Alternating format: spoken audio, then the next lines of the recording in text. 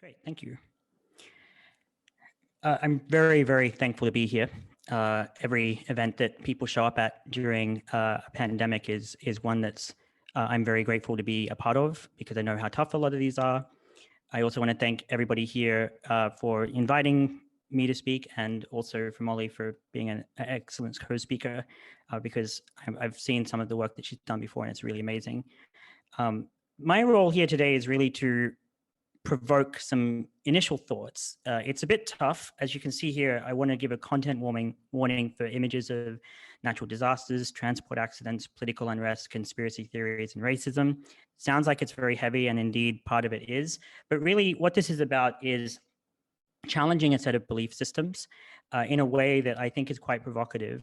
And what I'm hoping is that over the next couple of hours together, we're going to move through a situation where we move beyond just thinking of design ethics as a singular kind of, or from a particular kind of track.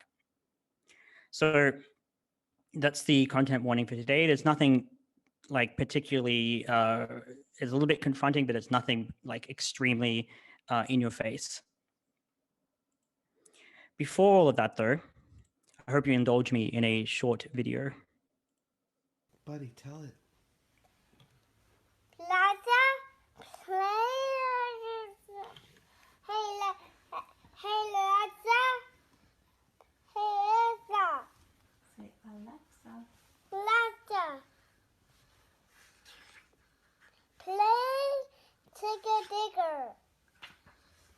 Whoa. I can't find the song Shake It Took Her. Say, Alexa. Alexa, play Digger Digger. I can't find the song Too Good to Her.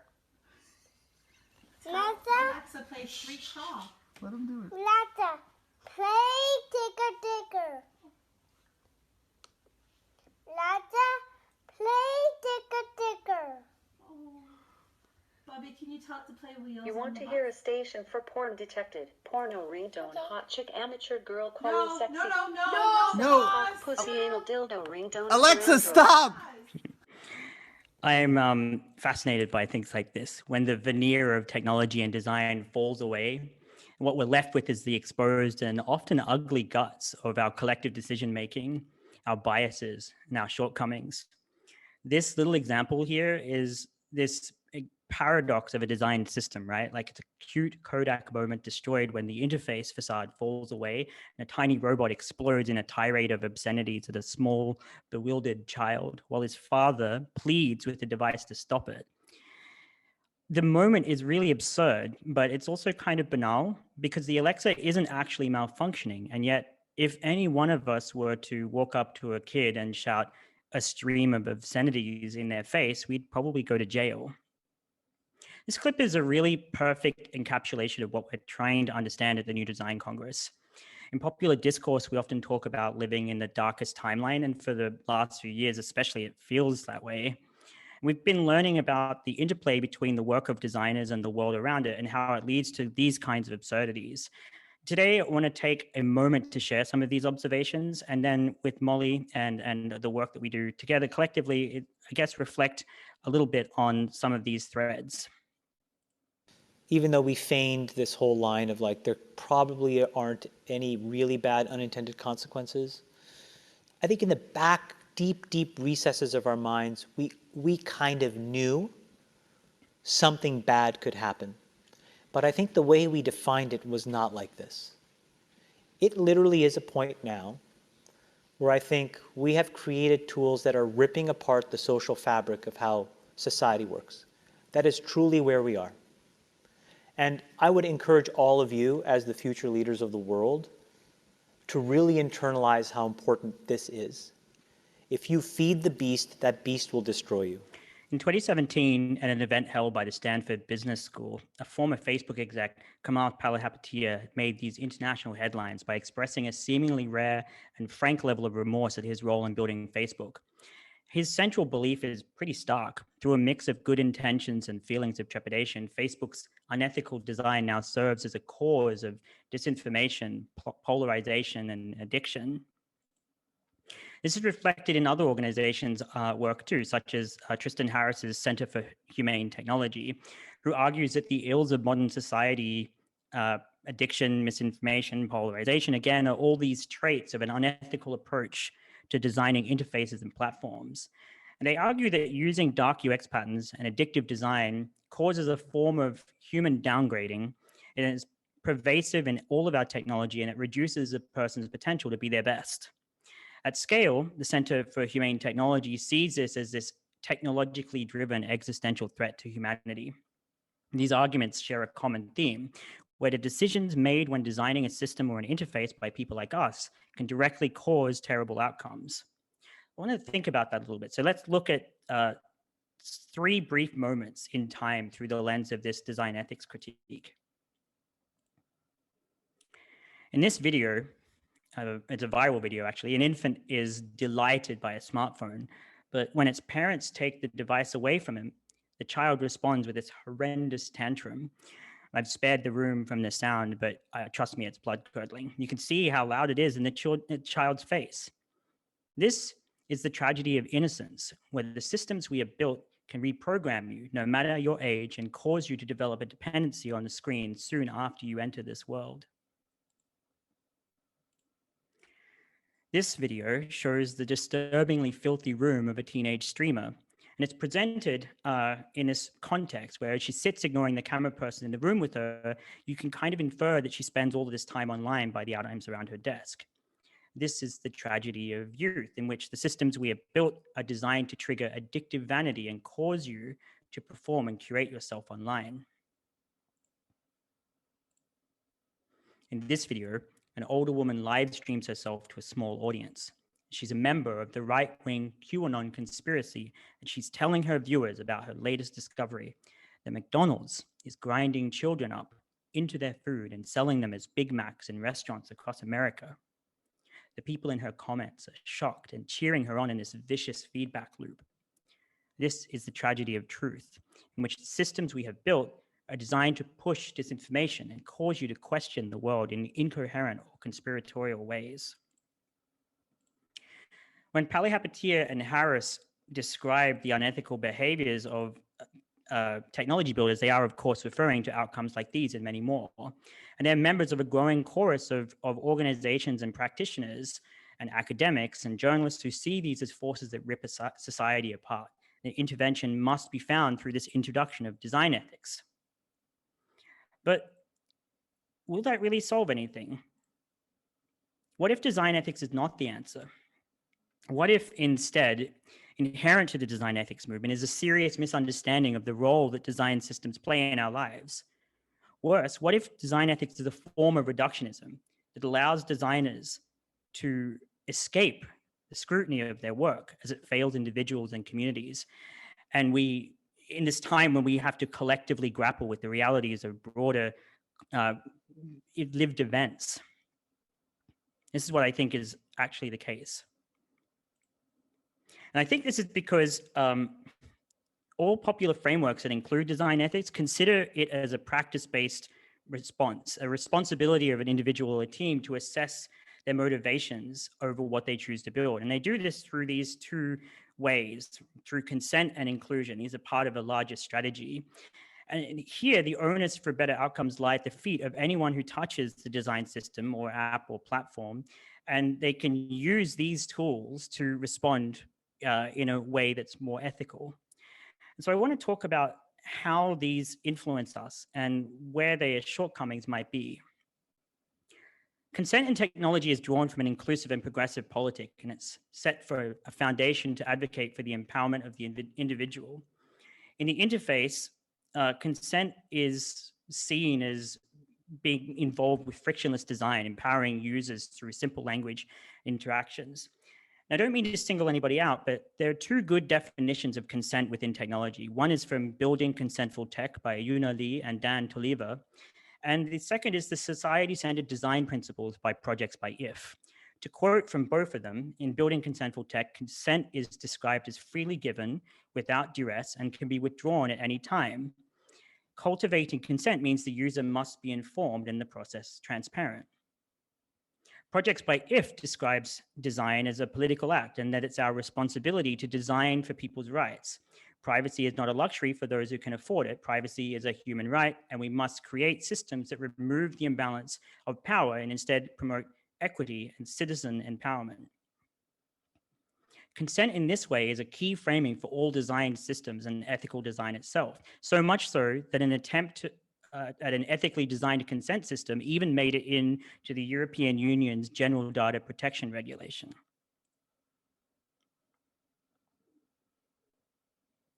Around the world, millions of members of the aspiring middle In class 2017, find the themselves in a average chicken smartphone or user egg. in Europe or North America had 80 apps installed on their device, each with their own important use cases. They all had terms of service, and more importantly, each app interacted with a broader set of networks of dozens of hundreds or thousands of actors.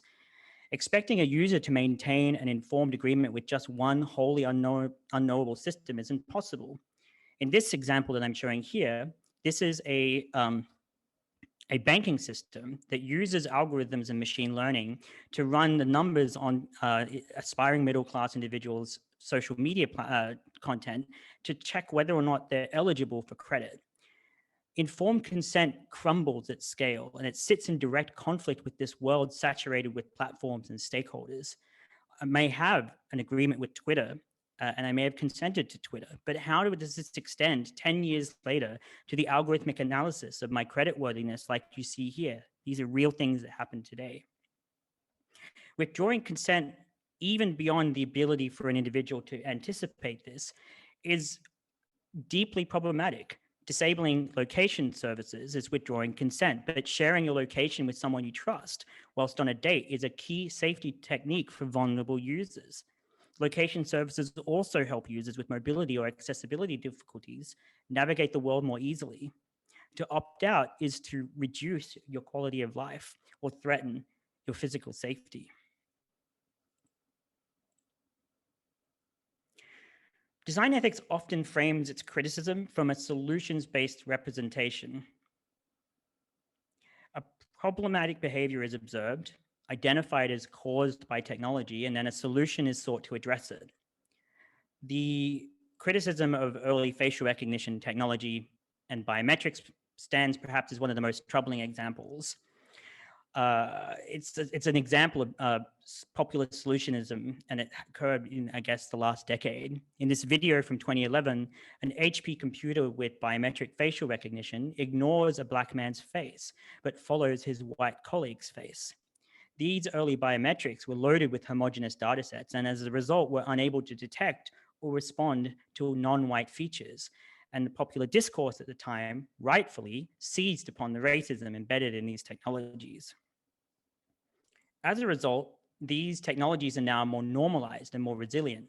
In Seattle, shoppers can walk into Amazon stores with no cashiers, no payment terminals, pick up the items that they want and leave. This is facilitated by the Amazon Go system, which is completely a set of building-wide facial recognition systems. The World Food Programme current exploration of blockchain technology called Building Blocks is implemented in the Zaatari and Azraq refugee camps. We authorize the transactions using iris scanning or iris biometric technology.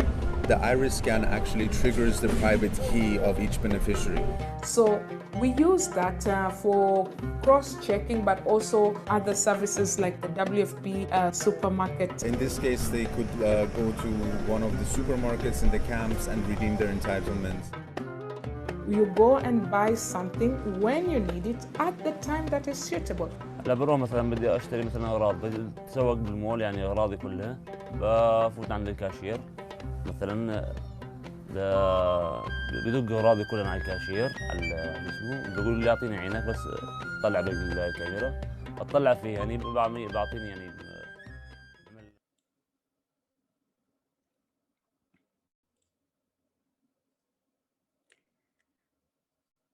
What starts as a criticism of the lack of inclusivity by facial recognition systems leads to two political outcomes, two political worlds, each converging by the end of the decade, enabled but not caused by technology.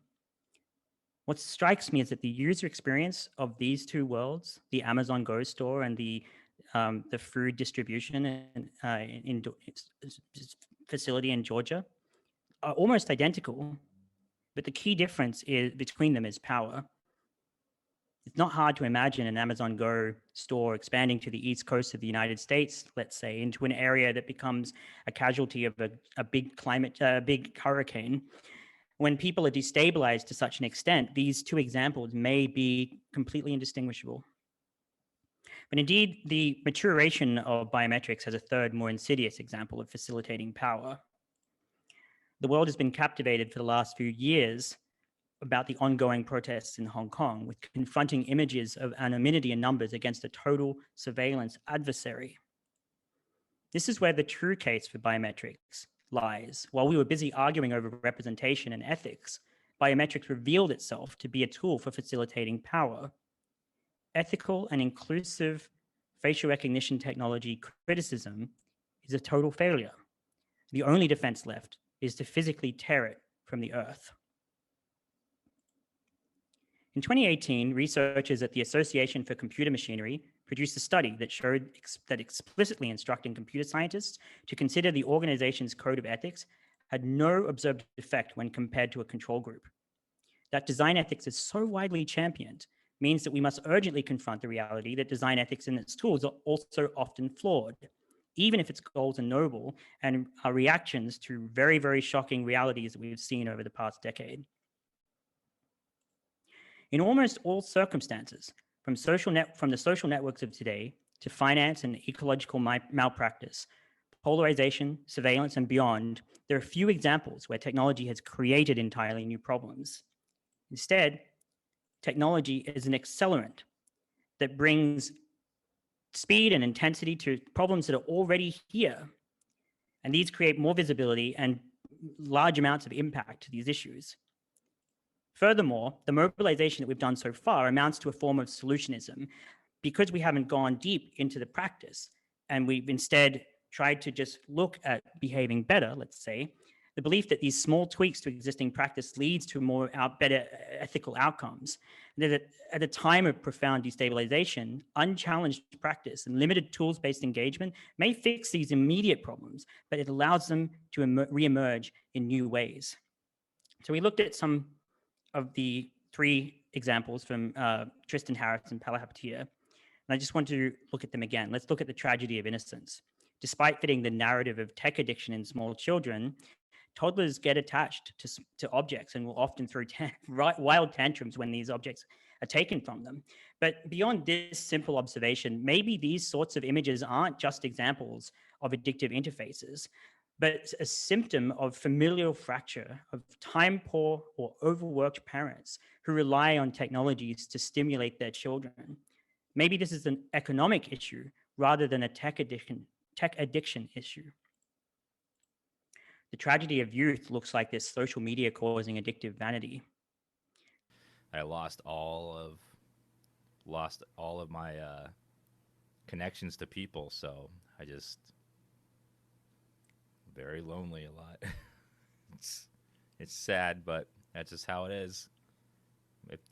When you got to make a lot of sacrifices, and if you're not already in a relationship before you start streaming or during streaming, then it's really hard to find someone new when you haven't been outside in a very long time. This frank testimony by a popular streamer suggests that this is in fact a symptom of economic precarity, in which people with few skills are able to generate income as a sort of middle-class celebrity with very little external support.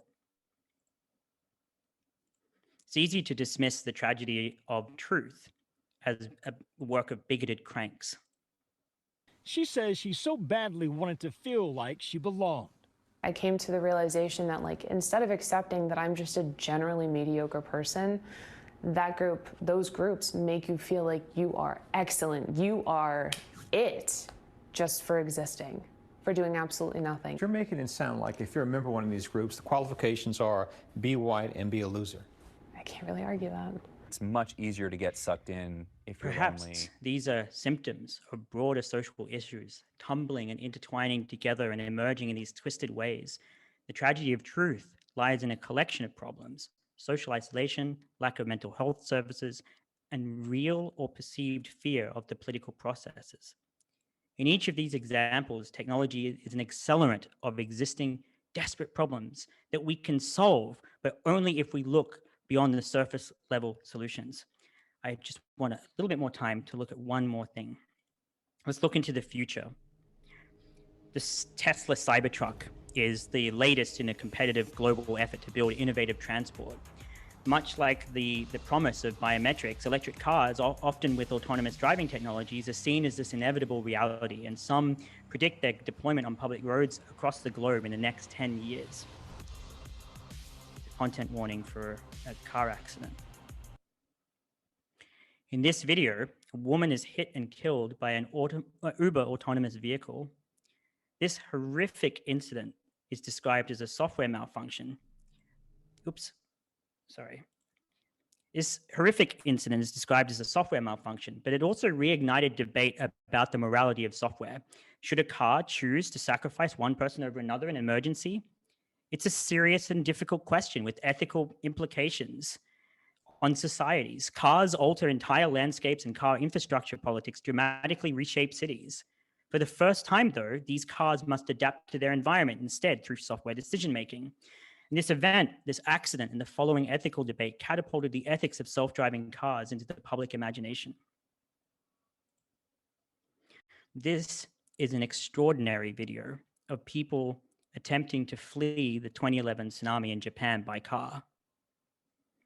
When I think of self-driving vehicles, and in my research, I've found that to date, there is little available research, publicly accessible research, that examines or explains how a car might behave in a systemic catastrophe.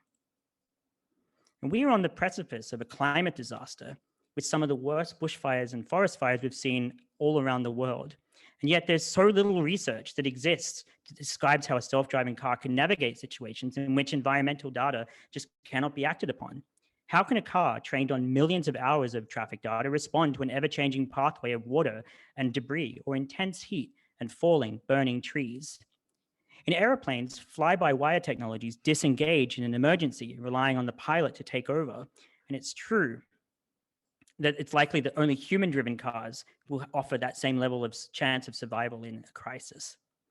As this question looms, it's masked by this discussion of design ethics, of software bugs, and the machine's moral compass. And we're yet to even begin the discussion of the feasibility of this technology at a systemic level in an era of ecological change. The death of a cyclist is this tragedy, and it's a symptom, a small representation of this looming systemic issue. The self-driving car, wrapped in this critique of its ethics, is born from infrastructure that has had this significant impact on the climate, and we should be asking hard questions instead about the technology. Instead, we argue about this design ethics of a machine that may have no place in our world. Beyond the issues of YouTube autoplay distracting kids from their homework and boomer parents sharing likes on Facebook, sharing conspiracies for like on Facebooks, the lived experiences and struggles of users at odds with how our infrastructure is built and conceived, and how much importance we place on these outcomes themselves. And I think what I want to end with is this before we open for questions and move to Molly's work. As we begin this new precarious decade, we must look at our work with the nuanced attention it deserves as an accelerant that demands meaningful revision of practice to mitigate. I hope that's what we'll get to tonight. Our work is a part of a greater whole that amplifies, not causes, tremendous upheaval in our lives. All infrastructure is an expression of power. Interfaces and technologies are social, political, and ecological accelerants, and solutionism at scale prevents true change. From decolonizing privacy studies to understanding design's central role and its marketization of our lives, all design practice is built today on an unchallenged system whose foundations must be reimagined. We must look beyond the limitations of design ethics and how the desire to change our practice in these ethical ways seduces us and masks our ongoing trajectories. But if we can change this, we'll be able to respond to our fullest potential and avert the darkest timeline. Design ethics, no thanks. Thanks very much.